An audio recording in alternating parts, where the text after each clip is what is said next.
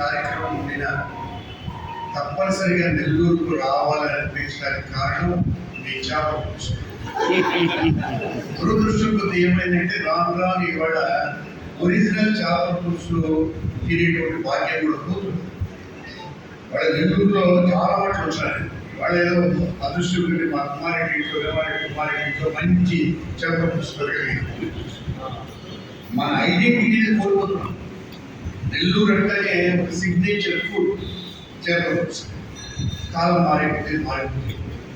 సరే, కృష్ణదేవరాయల దగ్గరికి వస్తే మీకు నెల్లూరులో ఉదయగిరి కోటలో జయించినటువంటి కృష్ణదేవరాయల గురించి ఇవాళ మాట్లాడుతూ ఒక ముఖ్యమైన విషయం మీకు ప్రస్తావిస్తారు. హంపి ప్రపంచంలోనే ఎక్కడా లేనంత వైభవోపేతమైనటువంటి నగరంగా ఉండేది కృష్ణదేవరాయల కాలం. ఊహించుకోలేదు. అక్కడి దేవాలయాలు కానీ, వీధులు కానీ, గుడిలు, పంటలు కానీ, పంట కాలువలు కానీ, కొరగలలో ఒక ప్రాజెక్టును కట్టడం కానీ, ఇన్ని పనులు ఎట్లా చేయగలిగినాడు కృష్ణదేవరాయలు అని చెప్పి ఆశ్చర్యం. ఉదయగిరి కోటను పట్టుకున్న తర్వాత ఆయన కొండవీడు కోటలు, కొండపల్లి కోటలు, అట్లనే రాజమండ్రి దాకా ప్రయాణం చేసి ఈ ప్రాంతాలన్నింటినీ జయించడం. రాక్షస తంగడి యుద్ధం తర్వాత హంపి సర్వనాశనం. చాలా బాధ అనిపిస్తుంది. ఆ కోటను ధ్వంసం చేయటకు ఊహించుకోని రీతిలో ధ్వంసం చేస్తారు. దేవాలయాలన్నింటినీ పడగొట్టడం, వీధులన్నింటినీ సర్వనాశనం చేయడం, కాలువలన్నింటినీ పాడు చేయడం, పంట పొలాలన్నింటినీ నికృష్టంగా దారుణంగా వాటిని నాశనం చేయడం చూస్తాం. ప్రశ్న ఏమిటంటే, విజయనగర సామ్రాజ్యం ఆ హంపి వైభవం రాక్షస తంగడి యుద్ధం తర్వాత అంతమైపోయిందా అనేది పెద్ద ప్రశ్న. మన కృష్ణదేవరాయల గురించి చదువుకున్నప్పుడు ఇంకా లేదు విజయనగర సామ్రాజ్యం వైభవం అని అనుకుంటాం. అట్లా కాదు. విజయనగర సామ్రాజ్యం ఆ తర్వాత రాక్షస తంగడి యుద్ధం తర్వాత 80 సంవత్సరాల పాటు వైభవోపేతంగా పెరిగింది. నాకు తెలిసి చంద్రగిరి కోటను రాజధానిగా చేసుకొని, పెనుగూడ కోటను రాజధానిగా చేసుకొని, వెంకటపతి రాయలు అనేటువంటి రాజు అత్యద్భుతమైనటువంటి పరిపాలన అందించాడు. ఎన్నాళ్ళు తెలిసిన 80 సంవత్సరాల పాటు ఆయన నెల్లూరు కోట, చించి కోట, మధురై కోట ఇవన్నీ కూడా స్వాధీనం చేసుకున్నటువంటి వ్యక్తి. నేనన్నీ చెప్పను. అప్పుడు ఎట్లా ఉండేది 80 ఏళ్లలో?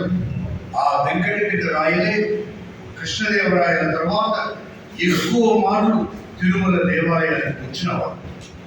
తిరుమల దేవాలయంలో అడుగుపెట్టినప్పుడు మనం కుడి పక్కన కృష్ణదేవరాయలు వారి విగ్రహాలను చూస్తారు. ఎడమ వైపున మీరు దృష్టి సారిస్తే వెంకటపతి రాయల విగ్రహం. కానీ ఎవరికి తెలియదు వెంకటపతి రాయల విగ్రహం తిరుమల దేవాలయంలో ఉన్న సంగతి ఎక్కువ ప్రచారంలో కూడా లేదు. మనం ఇవాళ సాయి కుమార్ రెడ్డి గారికి సభ పెట్టినప్పుడు వాళ్ళ తాతగారు ఏమి చదువుకోకపోయినా రామాయణ భారతాల పట్ల పట్టు సాధించినటువంటి వ్యక్తిగా చరిత్రలో చాలా మార్పు జరుగుతాయి. కృష్ణదేవరాయల వైభవం, విజయనగర ప్రాంత వైభవం, వెంకటపతి రాయల వైభవం ఇవన్నీ కూడా అంతరించిపోయింది. మనం ఇవాళ దశకు చెరుకున్నాం. మన పెద్దవాళ్ళు మన కోసం ఏం చేస్తారు, ఏం ఆలోచన చేశారు, మన కోసం ఎటువంటి సమాజాన్ని నిర్మాణం చేయడానికి వాళ్ళు కూరుతున్నారనేది చాలా ముఖ్యం. సాయి కుమార్ రెడ్డి గారి తాత చదువు రాకపోయినా రామాయణం భారతం పట్ల ఆ పట్టు ఎట్లా కలిగింది, ఆ పద్యాన్ని ఎట్లా పట్టుకోగలిగినాడు. రామకుమార్ రెడ్డి గారు ప్రథమాంధ్ర అధ్యక్షుడు. ఎటువంటి నటుడు ఆయన. 90 ఏళ్ళు ఉంటూ నేను ఇవాళ చూడగలనేమో అనుకున్నాను. రాలేకపోయినాడు, నడవలేకపోయినాడని చెప్పి ప్రభాకర్ రెడ్డి గారు అంటున్నారు. నెల్లూరికి ఆ వైభవం కృష్ణదేవరాయలు, విజయనగర రాజుల కాలం నుంచి కూడా ఉంది గుర్తుంచుకోవాలి. వాళ్ళ సంఘం ఆనకట్ట కానీ, సోమశిల డ్యామ్ కానీ, కందలే రిజర్వాయర్ కానీ వీటికి పూర్వమే కృష్ణదేవరాయల కాలంలో ఈ కాలువల గురించి ఆలోచన చేసినటువంటి మహానుభావుడు కృష్ణదేవరాయలు. అటువంటి కృష్ణదేవరాయల గురించి ఇవాళ మనం ఇక్కడ మాట్లాడుకోవడం అనేది రూపమైనటువంటి విషయంగా నేను భావిస్తున్నాను. ఆయన కళల పట్ల, సాహిత్యం పట్లనే కాకుండా సాహిత్యం పట్ల, జీవన విధానం పట్ల, మానవ ప్రవృత్తి పట్ల, మానవ వైఖరి పట్ల ఎంత గాఢమైనటువంటి అభినవేశం కలిగిన వ్యక్తో మీరు సినిమా ద్వారా లేదా అక్కడక్కడ వాళ్ళు వీళ్ళు చెప్పడం ద్వారా విని ఉంటారు. అంతటి వైభవం ఇవాళ ఎందుకు కోల్పోతున్నామా అన్నది ఇక్కడ ఉండేటువంటి ప్రశ్న. తిరిగి అటువంటి సమాజాన్ని మనం ఏర్పాటు చేసుకోవడం. ఎక్కడ మాట్లాడినా కూడా మనం మానవ సంబంధాలన్నీ పునరావృతమవుతున్నాయి.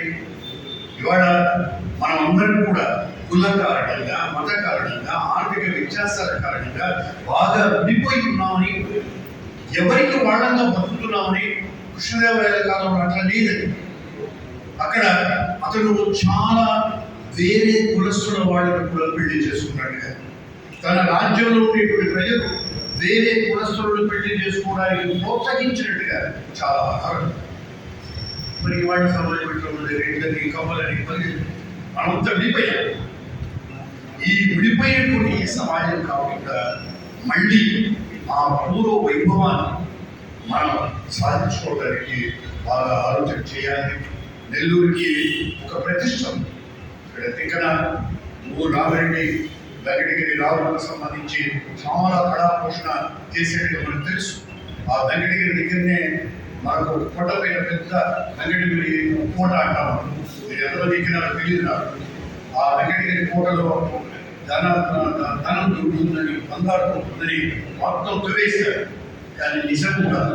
ఎందుకంటే నేను బాగా విన్నది ఏమిటంటే, రాక్షసుల అంగడి యుద్ధం జరిగిన తర్వాత దేవరాయలు ప్రజలను వాళ్ళ మానాన్ని వాళ్ళు వదిలేశారు. వాళ్ళను రక్షించేటువంటి నాదుడు లేవు. అప్పుడు గోమంతులు, వ్యాపారస్తులు వీళ్ళందరూ ఏం చేశారంటే వాళ్ళ దగ్గర ఉండేటువంటి ధనాన్ని ఎక్కడ దొరికితే అక్కడ దాచిపెట్టారు. గుహల్లో దాచిపెట్టారు, పొలాల్లో దాచిపెట్టారు. ఇప్పటికీ ఉంటా మనం అక్కడ ఉద్రాదుకునే అక్కడ ఆ కుండల్లో ఇంత బంగారు నాణాలు దొరికినాయి.